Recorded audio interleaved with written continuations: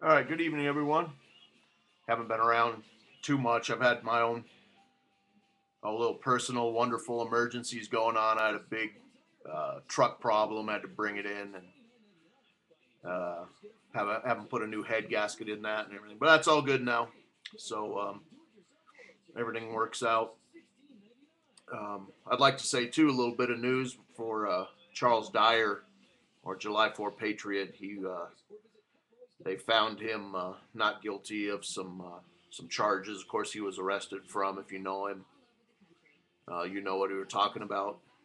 He was supposedly arrested for some illegal weapon he had. It was a M203 grenade launcher, I think. They found him not guilty of that. So he's out of there. I guess he's going to be sprung soon. Um, you know what else is going on? Of course, we see him just playing this game, which I've been talking about this stuff for going on a year with. They're just pumping up these markets, trying to make everything look good. Every day now we hear about a new, some company or a Wall Street bank or other has, oh, they had great earnings, oh, it's great, fantastic. Well, it's pretty easy to do when these guys, are just printing money out of thin air and, handing it to them free of charge to go and, manipulate the markets with and all this. But, to get to the bottom of, what they're doing, they're running up these markets and they're going to pull the plug on it. Soon they want people's 401ks and these mutual funds and all this. They're trying to keep people, placated right now and keep them at ease. Thinking, hey, the stock market can only go up, but these guys aren't making their bank on this pump. I think I brought this up over a year ago. These guys, as soon as I saw them uh, printing up money out of thin air to go and start making the economy look better and pump up stocks. I'm saying these guys are going to try and pump up these stocks and trying to do this hand off to retail, to the public. That's what they're trying to do right now. It's not working. I don't care what anybody says. If you look at the honest volume in the markets, there's nobody stepping in and buying this stuff. The only people that are doing it are people that are gleeful that their 401k and all that's climbing back up. But other than that, there's no real market activity. My dad is still a stockbroker, and I just talked to him on last Sunday, and he says he hadn't been in any of this stuff for a while, and all his friends. He says he doesn't know anybody who's actively trading this market. It's all the Fed. It's all a Fed game, and they're doing this. They're doing this leading up to an event. Pretty soon here, kind of when all else fails, and they can't, you know, they can't trick everybody into coming in and buying their stocks off of them that they've been pumping up. When that doesn't work, we've got a world war on our doorstep. And another thing that stands in the way of this government and these criminals on Wall Street is that the people are armed. And they're worried about this. They're worried quite a bit about that. I wouldn't be surprised to see them. Here, what are these protests on tomorrow and on the 19th and in between? I wouldn't be surprised to see some stuff break out because they've already tried it. Remember this? They've already had each time there's any of these Tea Party, the Tea Party Express people, whatever they are. Every time they show up somewhere, there's some instigators, from SEIU and these other groups. They're out there.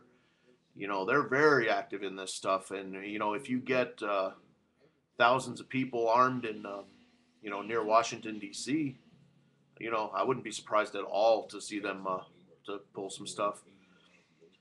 Because all they really need to do is they need to have one small event, and they'll they'll blow it sky high. They've already been trying to blow all this stuff sky high, with this fake stuff. Oh, somebody's yelling racial stuff at the congressman, and so they spit on him and all this. There's no proof of that. when they egged the bus and figured out it's some SEIU, Teamster guy. But the damn people who, I still talk to people who they don't like all this New World Order stuff, right? I'll get in there and talk to them a little bit. I'll find out these people, they have mutual funds, they have 401ks, pensions, and all this. I mean, I can't blame them for having them, but you are the problem if you have them. You're the reason that they're able to do this, with monthly contributions coming in.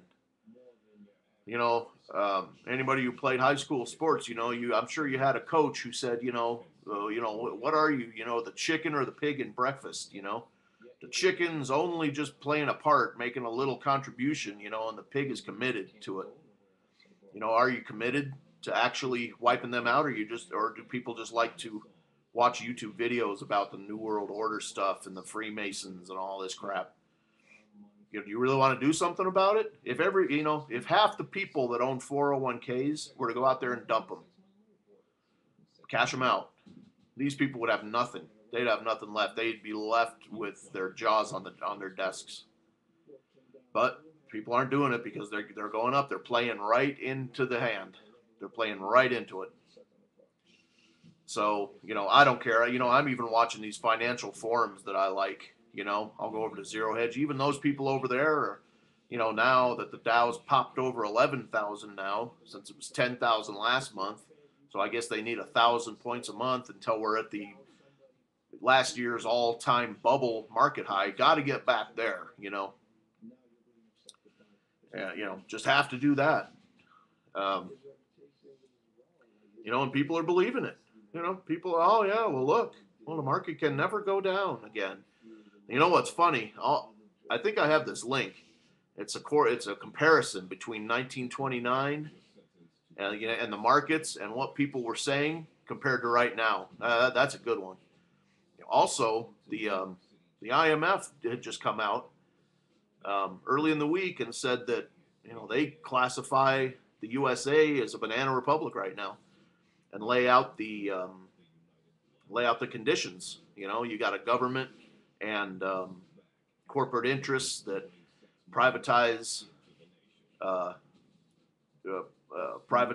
profits, and the risk is socialized. You got a devalued paper currency and all these other things, and it's a check mark on each and every one of them. Right now they're trying to say that the USA, it's all great, but it's we're looking at a banana republic where they're trying to play this little casino game in the market just to keep everybody quiet. So anyway, I just wanted to get on and talk for a while and provide you with some links to look at. And other than that, I'll be back later. And if anybody's going to a protest or something, good luck and keep your heads up. So we'll talk to you later. Thanks.